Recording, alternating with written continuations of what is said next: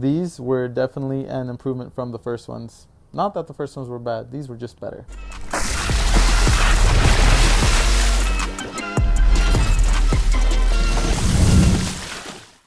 What's up guys, Vinny here with Sneaker Tweaker, and today we have the performance review on the Jordan Luka 2. Now this shoe had some similarities to the first model and also some slight improvements. Let's find out what they are.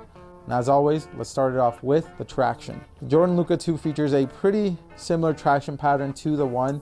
You do have some differences, like over here on the toe cap, the outsole splits and it goes to a TPU shank plate, which pretty much goes through at least 3/4 of the shoe from what I can see. I think it might even go all the way through, it might be full length, but the traction, just like the ones, performed great. You do get a nice squeak from it. Not that squeak has anything to do with performance. The traction also bites really nicely. I've taken it on clean courts and dusty courts and I haven't had any issues. Dust does collect, but it's super easy to wipe off. Just one quick wipe and it's pretty much gone. You might have to wipe every few plays. However, there were times where I forgot to wipe and I was still pretty good. I mean, I wasn't really sliding to the point where I would say, oh, this is bad. Honestly, I would say it still performs at an elite level, even if you forget to wipe as frequently as you should. Traction on these, money is definitely a highlight of the shoe, just like the ones. As for the durability of the traction on the Jordan Luka 2s, the rubber is pretty thick. I mean, I really don't see,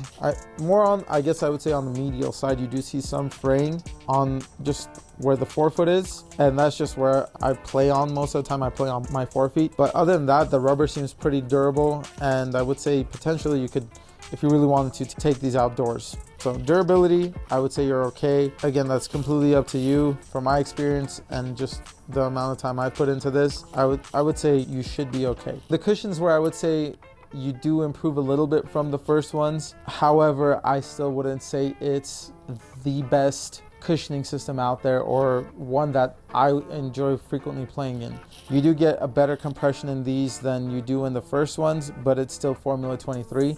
I think Formula 23 still has some time before it is more frequently used, or I guess not frequently used, but as plush as I would like it to be. Reacts took a few years before it became what it is today in the basketball realm. And now, I mean, the most recent success of it was in the PG6. However, I would love to get either a softer version of Formula 23 in these, or at the very least, zoom in the forefoot, which I think for Luka's playing style, zoom in the forefoot is more likely, and then Formula 23 midsole rather than even getting a full length zoom unit or full length zoom Strobel. Cushion on these was decent. I wouldn't say it's something to rave about, but it'll get the job done. It's not something that I can play in for hours and hours and hours without my knees hurting. The fit does fit true to size. I didn't really have any issues as far as break-in time. I mean, I feel like more recently Nike's shoes have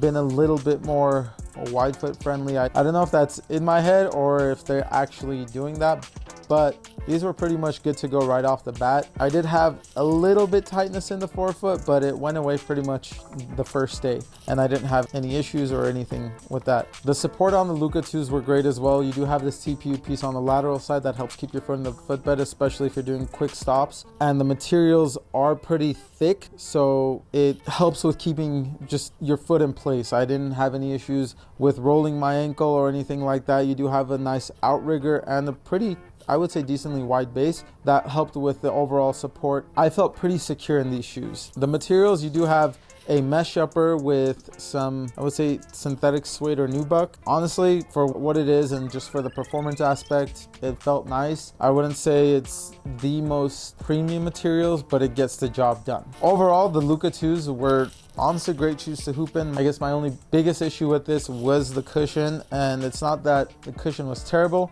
it's just not one that I could play in for an extended amount of time. The Luka 2s do retail for $130, which is, I believe, a $20 price jump from the ones, and most of Jordan brand shoes, particularly the signature shoes, have jumped up to $130, even if the previous models were $110.